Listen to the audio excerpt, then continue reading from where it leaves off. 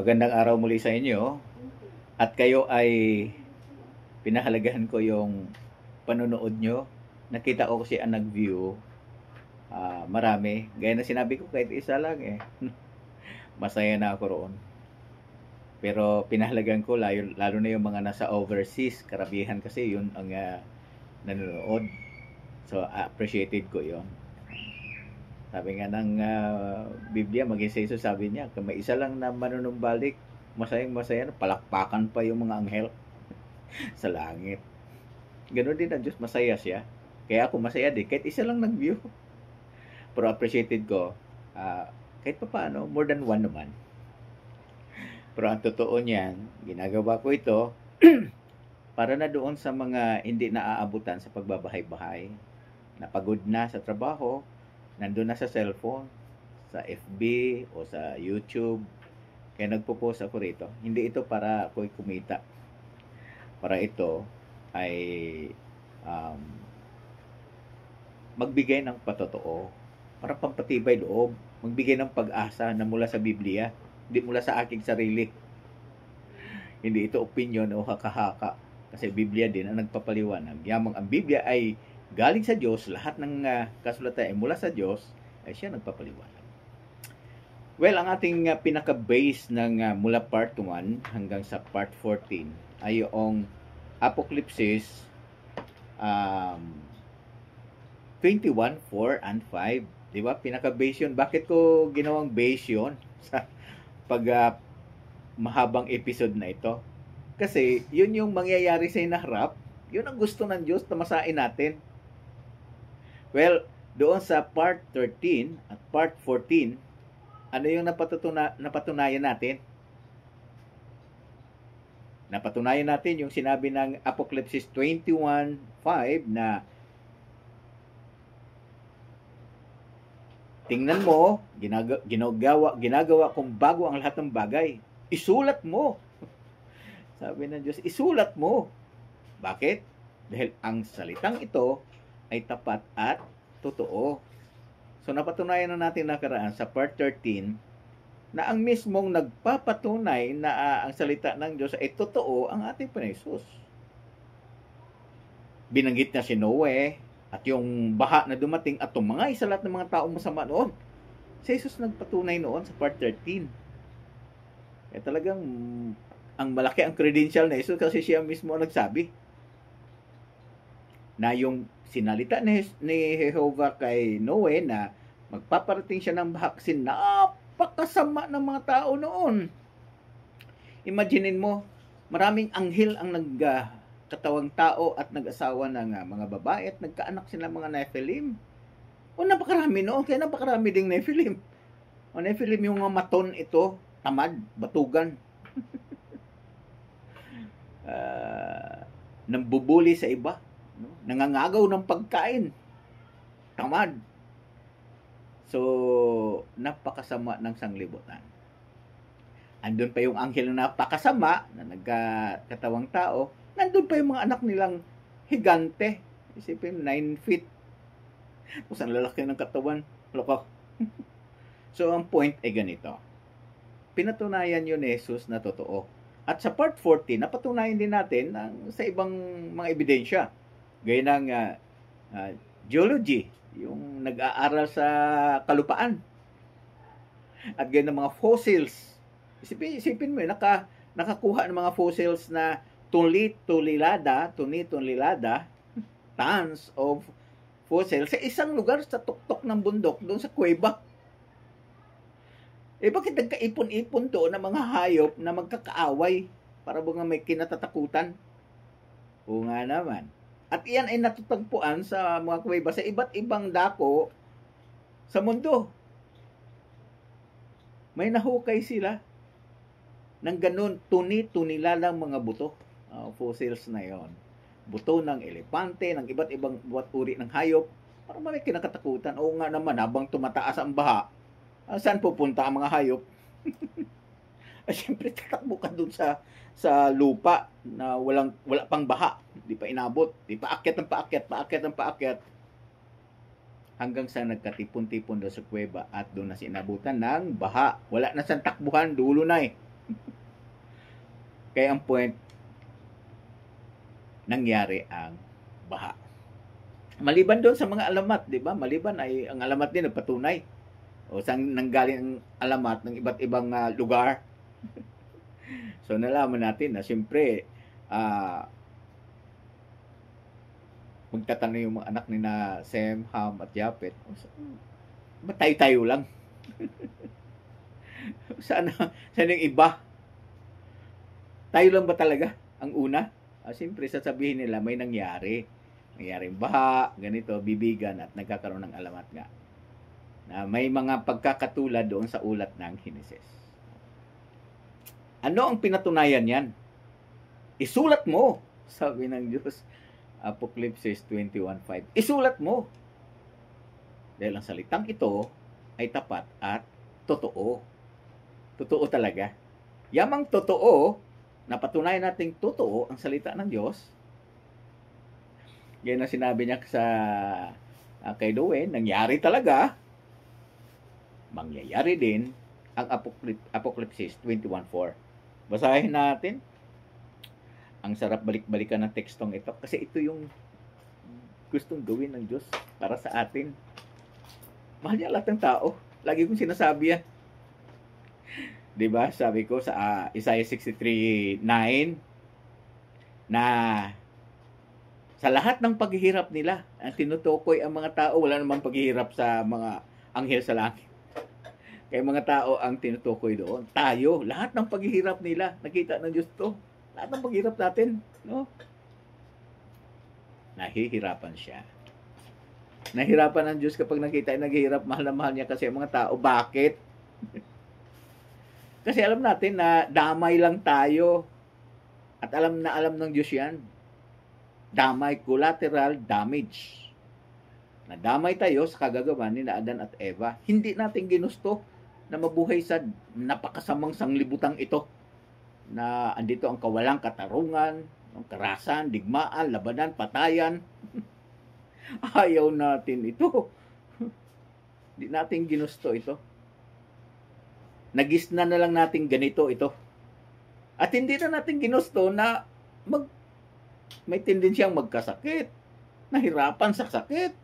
Dumanas ng kirot dahil sa sakit. At ganon din sa epekto ng katandaan. Hindi natin ginusto yan. At hindi rin gusto ng Diyos. At sino ang may gusto nito? Yung unang magulang natin na kusang sumuway sa Diyos, nadamay tayo. Hindi pa tayo lumabas eh. Siguro kung nandun tayo, nakahawak tayo sa mga kamay nila para huwag kumain, ano? Pero no choice tayo. Nagis na natin ganito na tayo. So, yan dahil lang kung bakit mahal na mahal ng Diyos ang sangkatauhan. Ibinigay niya ang kanyang bugtong na anak, pinakamamahal na anak. Napakatindi noon. Kasi bakit matindi? Sabi ko nga sa paglalarawan eh, kung ako ay may kaibigan, tapos ang kaibigan niya ko ay mayroong anak na ang puso ay napakahina at mamatay na talaga siya kapag hindi siya palitan ng puso niya, hindi palitan. At ako may kaisa-isa akong anak, malusog ang puso, i-offer ko ba? Malabo. Hindi ko kaya yun. At siya kung may malay din yung anak ko, hindi rin papayag. Ano ka, Papa? Pat ibibigay mong puso ko, ay manong mangyari sa akin. Di ba? Kaya mahal na mahal ng Diyos ang sangkatauhan. Tama yung sinabi kanina. Doon sa John 3:16, Jesus, no? Na gayon na lamang ang pag-ibig ng Diyos sa sangkatauhan. Alam niya, yun lang tanging paraan. Napakasakit sa Diyos yun makita ang anak niya na naghihirap. Napakasakit din kay Jesus na ibigay ang kanyang buhay. Napakasakit. Pero ginawa nila yun dahil mahal na mahal nila ang mga tao. Tayo. So, pinatunayan natin na ang salita ng Diyos ay totoo. Well, may mga nagsabi niyan dito sa sinabi ng Diyos sa Apocalypse 21:4. Basahin natin ulit. At papahirin niya ang bawat luha sa mga mata nila. At mawawala na ang kamatayan. Pagkasarap-sarap isipin, di ba? May mga taong takot mamatay. O nga naman. Pero mawala na ang kamatayan. Kaaway kasi ito. Di ba pag may kaaway ka, takot ka. Normal naman yung madamdami na yon. Pag may kaaway ka, takot ka, ang kamatayan, kaaway ng tao ito. At kaaway din ng Diyos. Ayaw niya mamatay ang tao eh. Mayroon bang magulang na gustong mamatay anak niya? Wala naman. Ganon din sa Diyos. Ayaw niya tayong makitang mamatay. Katunayan yan eh. Gusto niya tayong mabuhay. No? Ganyan ang ating makalangit na Ama. Mahal na mahal niya mga tao. Tayo. Ngayon, tuloy natin. Pati pagdadalamhati at ang pagyak at ang kirot at ang dating mga bagay ay lumipas na. Pagkasarap-sarap isipin yan. Na sinabi ng Diyos, isulat mo dahil ang salitang ito ay tapat at totoo. Pero may mga tao kapag nagbabasa nito, lalo mga religious leaders, no? Pasintabi na lang sa inyo. May nagsasabi kasi, ito, sa langit yan. Nga naman sa langit, wala namang namamatay doon, wala namang namatatanda doon, wala namang kakasakit doon. Sa langit yan. May nagdadalamhati ba sa langit? Wala din. Wala namang namamatay doon. Saan yan? Dito sa lupa. Kasi bakit sa lupa ito? Ayan ang dating mga bagay ay lumipas. Ibig sabihin yung pagtanda, pagkakasakit, kamatayan, pagdadalamhati, kirot. Lahat na ng kirot. Dating mayroon sa lugar na yon. Kaya inalis ng Diyos. O saan yon? Sa langit? Hindi. Walang kirot doon. Walang pagtanda doon, walang pagkakasakit doon. Kaya dito yan sa lupa. Yun logic niya yun. At yan ang sinabi dito. Pero may isa pa tayong patunay. May isa pa tayong patunay. Ano yun? Tingnan natin. Yakit natin konti. Yung binasa na natin ito na nakaraan. Doon sa 21:1. Ano yung sinabi? At nakita ko ang bagong langit at ang bagong lupa. Napansin mo, hindi ang bagong langit. Isa lang. At ang bagong lupa. Isang lipunan din. No? So, natalaman natin, hindi ito literal na langit at hindi literal na lupa. Kasi sabi rito, ang dating langit at dating lupa lumipas na. Ay, hindi naman lilipas ang langit. Wala namang kasalanan yan. Lalo hindi lilipas ang lupa na literal. Bakit? Gaya ng banggit ko na, Ecclesiastes 1:4, ang lupa ay mananatili magpakailanman. Hindi. At binigyan pa tayo ng idea na hindi yan literal. Ang dagat ay wala na. Tinalakay ko na yan noon. Pwede ba yung sa isang lupa no walang dagat? Adi, tigang yun, disyerto yun. Walang nabubuhay doon. Di matutupad ang sabi ng Diyos, pagpalain niya ang buong lupa na kasaganain ang ani, walang dagat. Di ba? Water cycle lang yan. So, hindi ang literal. Ang dagat ay tinukay, nalaman na natin nung nakaraan tinalakay ko. Dagat, ang masamang mga tao ay nahantulad sa dagat na umaalimbukay sa maligalig na dagat ng sangkatauhan. Isaiah 57:20. Tinalakay ko na yan So, ito, nagpapakita na isa pa yan na nagpapakita na dito yan sa lupa.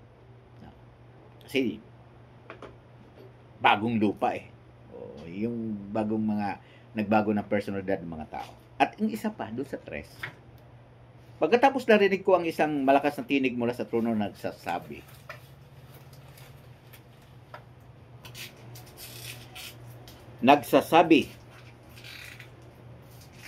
tingnan mo, ang tulda ng Diyos ay nasa saan?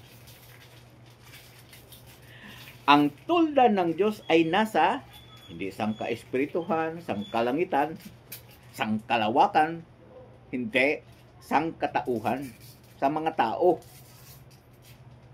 Ang tulda lumalarawan doon sa pamamahala ng Diyos. Lumalarawan yan doon. Ang tulda ng Diyos ay nasa sangkatauhan. Kaya, maninirahan siyang kasama nila. Hindi naman literal na nandito ang Diyos kasi kasama na espiritu ngayon, hindi naman makikita Ang ibig lang sabihin noon, makakasama natin ang Diyos sa bagay na namamahala siya at inilalaan ang lahat ng mga pangangailangan natin. Parang magulang yan, no? Sa ngayon, 'di ba? May mga magulang na nasa abroad. O, parang kasama nila pa rin kasi binibigay nila ang pangangailangan doon sa mga naiwan nila, 'di ba? Sa Diyos ganun din. Kasama natin ang Diyos, pero yan ay ilalaan niya lahat ng pangailangan natin. Kaya ang bagay na yan, mangyayari dito sa lupa. Kaya, ano ang aral at natutuhan dito? Tama ang sinabi ng Diyos. Isulat mo, ang salitang ito ay tapat at totoo. Maasahan natin sa inarap yan, gagawin ng Diyos yan. Ano ulit? Mahal niya ang mga tao. Ganun lang kasimple. No? At gusto niya tayong makitang maligaya, payapa, panatag, maginhawa. 4 na yan. Hindi kayang ilaan ng pamahalaan ng mga tao sa ngayon. Muli, maraming salamat sa inyong pakikinig, panonood. Nawa na patibay kayo. At muli, pinahalagan ko rin yung nanonood doon sa Facebook, gayon din sa YouTube. May mga nanonood din doon. Purpose noon para naman talaga malaman din ng iba kung hindi sila maapaabutan ng Facebook, di YouTube. Maraming salamat sa inyo. Pinahalagan ko rin yung nag-subscribe doon. Ang purpose naman ng subscription kasi para makasubaybay ka sa bawat ipinopost ko. Hindi lang basta na lang biglang nag-pop up sa iyong kung ano man sa Facebook ba yun o sa YouTube ba yun. Nag-pop up lang, no? Ayan, hindi ganoon. Maraming salamat muli. Pinahalagan ko. At nawa, no? Gaya ng sinabi ko, ako ay pinakamababa sa lahat ng mababang lingkod ng Diyos. Kaya, ang Diyos ang purihin. Ang Diyos ang Jehovah. Yung ating makalangit na Ama, na mahal-mahal na Jesus. Maraming salamat sa inyo.